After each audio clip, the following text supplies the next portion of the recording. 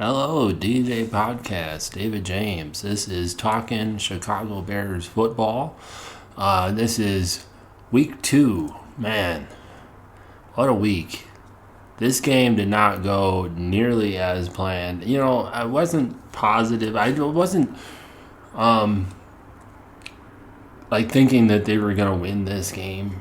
It was going to be close. But when I picked them to win it early on in the season, as I kind of went through the week, I thought Caleb Williams was going to be throwing a little bit better than he is now. Let's just get straight into that. Did he look better than week 1? The answer is unbelievably a yes.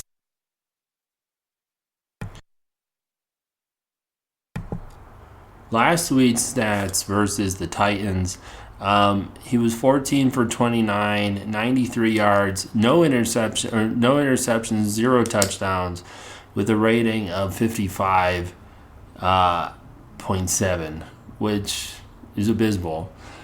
So last week we could easily say that was a really terrible game, and it was unbelievable that we even won that game.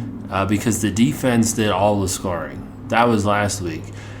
This week, the defense showed up again, played really well, and all you can say is that's like the one positive. I'm gonna try and spin this Caleb Williams horrible outing as a positive, or I'm gonna try my best. This week, he was 23 for 37, 134 yards. He did throw 2 interceptions, sacked 7 times, where he lost 40 yards on a sack. 40 yards on sacks.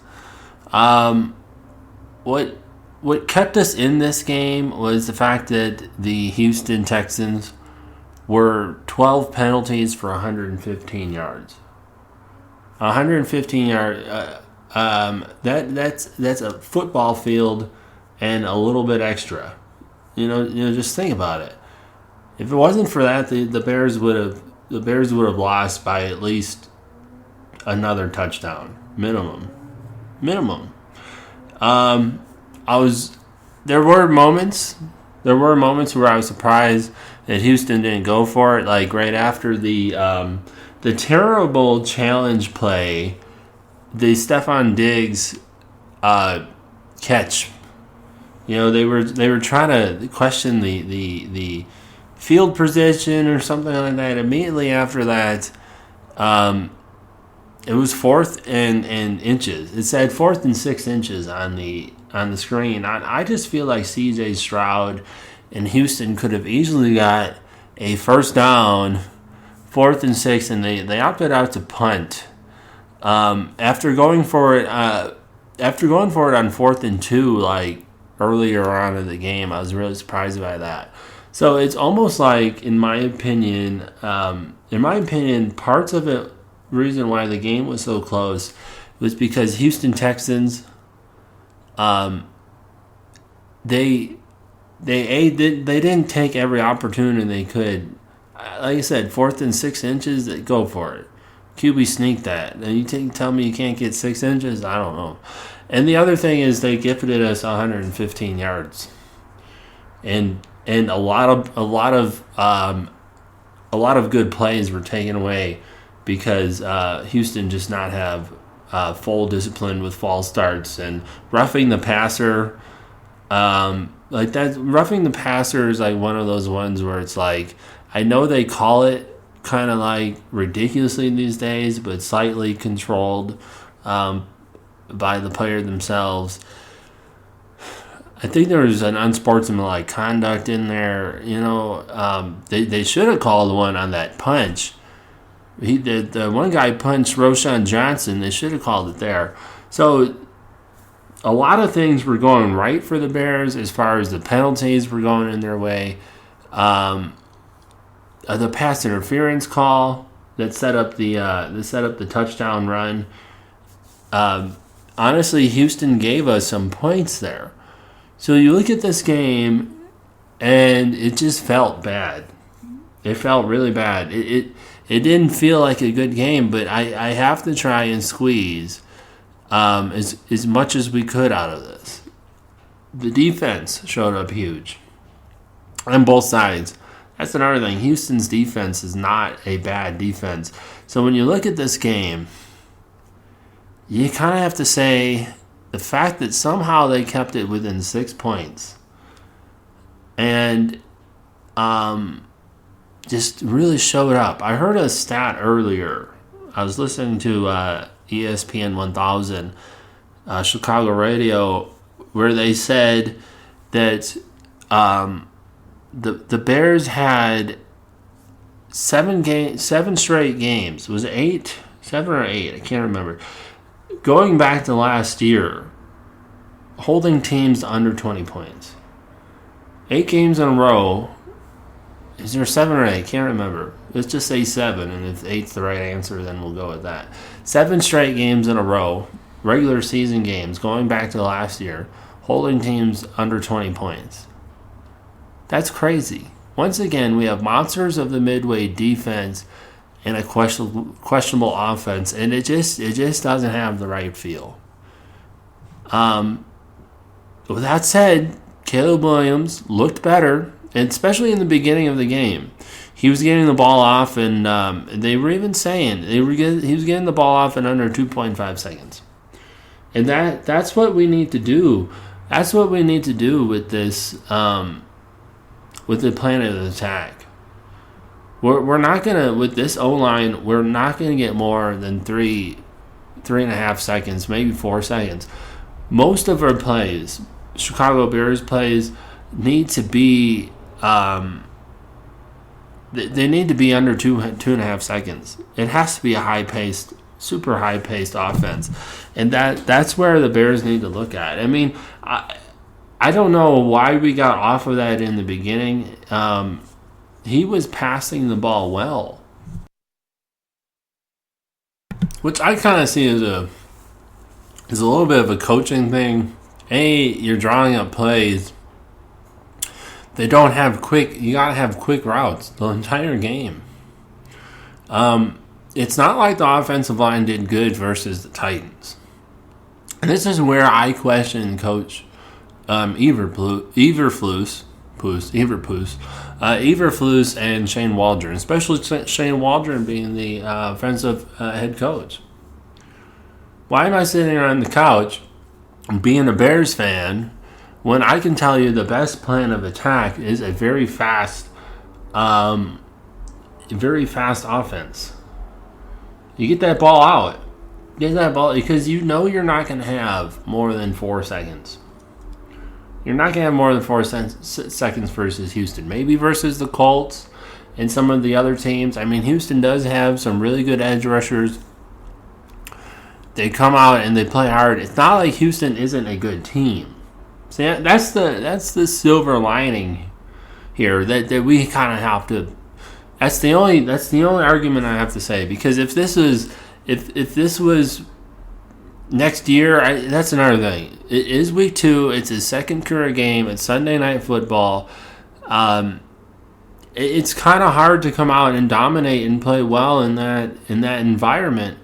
And Caleb Williams improved from last week, which to me shows that the moment isn't too big for him. That's the thing. Overall, the moment won't be too big for him. I highly doubt that Caleb Williams will be a quarterback that doesn't play well in primetime games sometime in the future, if the Bears ever click and they fix his O-line. Like that, I can see Caleb Williams. He needs a good game under his belt. He needs that game that has the aha moment where it's like, I cannot hold on to the ball for more than 2.5 seconds. The coaching staff needs to, in these moments, when he's getting tackled and tackled and tackled and tackled, at 7 sacks, rushed at 36 out of 43 attempts. He was rushed 80%. He's having trouble out there. He's having trouble out there. This is when the scheme, and we can't do any more screen passes. A lot of coaches will say, we'll do a screen pass. That's kind of, no, the Bears are known for doing screen passes now. That's how their teams are protecting against it. It's obvious that that's what the Bears are trying to do is screen passes. We need over the middle, short route passes to the tight end. Cole Kmet. They had some successful first plays of the game where Cole Kmet in the first play of the second half was Cole Kmet. Short little routes. Put together 3 or 4 in a row of those short routes to Kmet or running back or DJ Moore. Do a quick slant. Do a quick slant and toss that ball over the middle real fast. Let's get this ball out in under 3 seconds for certain. Because that's where they're falling apart. Now, I'm not seeing the 7, 8, 9, 10 second stuff like we were at Fields. He does eventually throw the ball or just take the sack. He's not as... That's one thing about Caleb Williams versus Fields is the fact that Fields was a little more dynamic with the run. But I just he's not accurate. Once again, Fields was an accurate down the field thrower. That's one thing he was. He it's not like he was an inaccurate passer. He just wouldn't throw the ball. And we're seeing Caleb Williams, he's an inaccurate passer. He's wanting to throw the ball. He overthrows a lot and underthrows. He's not a deep route thrower. Maybe eventually he'll become a deep route thrower, but he should be focusing right now on the easy toss-up throws under 2.5, under 3 seconds. He needs to do the short route check down throws. Let's try and string together a 5 for 5. Can we do a 5 for 5? Build your confidence.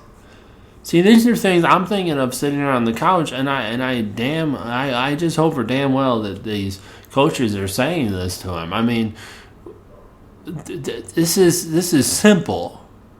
One of the problems with the NFL these days is they have these draft quarterbacks coming out week 1. Aaron Rodgers sat under Brett Favre. Brett Favre sat under Aaron Rodgers or under I was thinking of Jordan Love. Jordan Love sat under Jordan Love. Jordan Love sat under Aaron Rodgers. You know what I'm saying? Like these players sit behind who can sit behind a veteran player for a little while. They come out better, And now the Bears situation is different. I mean, they had no other choice. Once they traded away Justin Fields, not that Justin Fields is someone that you want to learn from, because at least off of the Chicago Bears experience, it would not be a good idea. Maybe on the Steelers, Fields comes out and he looks good, and he was just terribly coached by the Chicago Bears coaching. That could be it. I mean, he's come out and looked a lot better playing for Pittsburgh Steelers. Caleb Williams kind of looks like Justin Fields did. You can tell that his thought process is faster than Fields was, at least while he was with the Bears. But his gameplay, it's not like it's much better. Look, I'm not going to sit here and say that Justin Fields is a bust, and it's because it's week 2. I'm sorry that Caleb Williams is a bust. It's because it's week 2, and because it's primetime football, and it's because it's Houston Texans, and because it's the Tennessee Titans. With both teams have awesome defenses, but if they come out and play this bad versus the Colts, I don't know. I'm gonna give them time. You gotta give them time. Look, we're gonna be with Caleb Williams for 3 years. We know that. It's gonna be at least 3 years. If it's less than 3 years, I'll be shocked. Unless they could draft a quarterback and he comes out and just kicks ass, and I wouldn't have a problem with that. Drafting another quarterback next year, I think, would be a good idea. I think they should draft a quarterback every single year until they find him. Keep Caleb Williams. I'm not saying switch. I'm saying put him up there. Let's see how they do. Put him behind Caleb Williams. Don't just switch him too fast. Have them work together. Put him behind Caleb. Give Caleb Williams somebody to mentor. Someone to kind of teach. You know what I mean? Because I think if he was set up in a teaching role, like I'm going to teach this rookie to do something, from his own experience, he's going to be coming off of his own experience. Hey, look, my first year, I did really bad. I was trying to do all these deep balls and be all flashy, and now I'm kind of slow down and I'm just catching the fast ones. Just throwing the fast ones. Just make 2 or 3 completions in a row before we fall apart here. That's what Caleb Williams needs to do. Where was the run game? That's what I was wondering. That 22 for the team total, 22 for 71. Caleb had 44 of those yards. That is unbelievable. To have 44 yards smashed on your quarterback. That means the rest of the team only got 27 yards. DeAndre Swift for 18. Travis Homer for 6. Khalil Herbert for 3. Why aren't we giving Herbert the ball more? I mean, I've seen games where he's ran several yards in a single game. And last year he was 611 yards for the season. 132 carries, 611 yards. I mean, this year he's got 4 in 2 games. I don't know how he doesn't have 50 carries right now. How does Khalil Herbert not have 50 carries? I don't understand that. This is really making me question Matt Eberflus and Shane Waldron. How are we coming out with 4 carries? I mean, it's just crazy. It's absolutely nuts to me that they aren't running the ball more. It's how you set up a new quarterback. I mean, it's to me it's obvious. To me, it's obvious. That's how you set up a new quarterback. Is you have your star guy. Look, DeAndre Swift, 24 carries, 48 yards this year. How does he not have 30, 40 carries already? 50 carries already. You know what I'm saying? How does he only have 25 between? He's doing 12 a game. Khalil Herbert doing 2 carries a game. What is going on? It just doesn't make any sense. It really doesn't make any sense at all that they're not running the ball way more. Let's get this running game back. Let's get the running game back. Let's go to the basics. Come on. How am I sitting there on the couch coming up with better coaching ideas than Matt Eberflus and Shane Waldron? I maybe, Eberflus, he's only defense. Is that what he is? He's only defense. It doesn't. Come on. Shane Waldron? Who is this guy? Let's get this right. Let's get this coaching. This coaching staff has to come together and start thinking. Let's just go back to the basics. We have 120 years of shitty fucking offense. The only team in the league to not have a quarterback passer pass over 4,000 yards. That's not. That's a lot of yards, but It's not like unheard of these days. Players are doing 5,000, 6,000 yards in a season. You have 17 weeks now. Are we going to hit 4,000 yards? You got an extra week? I mean, come on. I mean, I'm not saying he should be able to hit 4,000 yards his first season, but can we get it 3,000? You know, can we get 3,000? Can we do 3,200 or something like that? I don't want to sit here and keep knocking Caleb Williams down and all this. I want to support him. But we gotta put together we gotta put together a good gameplay for the number one draft pick, Caleb Williams, supposedly the savior of the Chicago Bears. He's gonna be the best, most talented quarterback that the Bears ever had. It's like, all right, can we give him some softballs? Can we protect him with O-line? I mean, can we do a draft and find a practice player to steal from another team? Let's get a center. Let's get some guys to not be knocked over immediately. Our O-line, you're watching them fall over. They can't hold their own at all. They'll be putting extra coverage out there, full coverage, six blockers. And they're still getting beat personally. Each one of them's getting beat individually. They need to make a trade. They need to make a trade. Get rid of that Jones Jr. Good thing we didn't see him out on the field again. They made him inactive for this week. But get him, put him in there in every single trade. You add him, and somebody give him. I don't know. Let's. There's got to be a couple of players you trade, maybe a draft pick. Get a new center in there now. This is when you pull together a trade.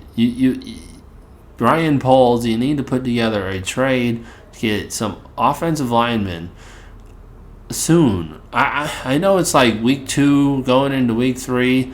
And normally, I bet you trades aren't made this early on, especially for centers and stuff like that. But you gotta come up with something. Give them a draft pick. We need a center. Find somebody whose center is kind of feeling a little like, I need a change here, and let's find somebody new. This guy's just not cutting it. And these coaching decisions in this game.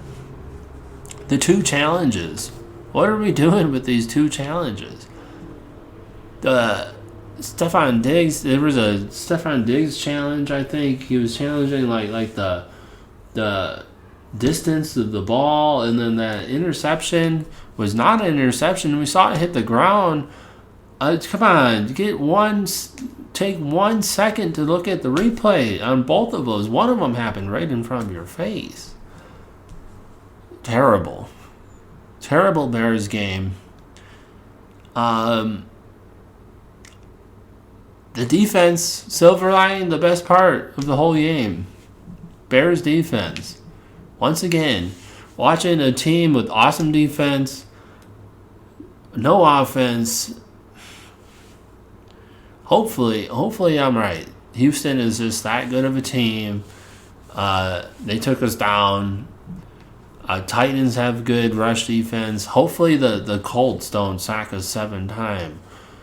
Hopefully we speed up that offense. Do some quick plays. Get the running game going. Hopefully they turn it around here and give you hope. Or it's just going to be another 3 years of garbage ass fucking... we need a quarterback. We need a quarterback. Bears need a quarterback. Bears need a new head coach. Bears, it's every 3-4 years. We got a new head coach. We got... Where's the quarterback? We've had like 40 quarterbacks. We didn't get lucky with a quarterback once, and Jay Cutler is like the best quarterback I've seen on the Chicago Bears live, and he had a 50-50 career. Literally, 100 games, 50-50. I guess we made it to playoffs with him once or twice. Of course, he injures himself in the playoff game. I know it's an injury. I don't really blame him, but that's just like the Chicago Bears' luck. He was the best chance we had for a Super Bowl, and he gets injured week playoff number 2 versus Green Bay. We don't need to relive it. Trust me. I know. It's one of those sad things about Chicago sports sometimes where it's just like they put together a bad team and we have to sit here in the muck for a while. You finally draft Caleb Williams. You put Keenan Allen around him, DJ Moore, Cole Kmet, some decent wide receiver talent. You draft Rome Odunze, who looks awesome in college, and it's like, I don't know. Let's give him the ball, right? Isn't he supposed to be awesome? Some quick route to him. Look, there's a chance. I'm going to say it one last time. It's week 2. Let's not try to get too overworked up and not overreact too much. But we can't deny what we saw. I don't like the people who say he's a bust week 2. Anyone who says that he's a bust, Caleb Williams is a bust week 2, you just don't understand that not every single quarterback is going to come out looking like DJ Stroud. Not every single quarterback is going to come out looking like Joe Burrow and Josh Allen. I mean, we see it sometimes, but that's why they're the best quarterbacks in the league. Other quarterbacks who've kind of come along and showing some, like Ryan Tannehill didn't start off all that great, and now he's out there. Matthew Stafford didn't start out all that great, and now he's out there. He won a Super Bowl on the Rams. Matthew Stafford does have some elite talent, but he threw a lot of interceptions, is what I'm trying to get at. Maybe the Bears. Maybe we'll see it. Caleb Williams. I'm not saying he's a bust yet. Matter of fact, you can't even judge him until the final game of the season. And the real season to judge a quarterback on is season 2 anyway. That's what's so frustrating about it. But I just want to see improvement every single week, and that's the story of this week. We went from 93 yards to 175 or 174, and that's what we can say. That's what we can say is they gave it their best. I actually, I laugh saying it because it's kind of cheesy, but that's just kind of how it feels. It's just kind of how it feels. All right, that's all I got. DJ Podcast, David James, bear down. Let's see what they can do against the Colts week 2. Let's go. Bear down, guys. Keep up your hopes. Caleb Williams, he'll bounce back, and we're going to see something good. I can tell eventually he's going to have a breakout. I'm going to remain hopeful. Bear down, guys.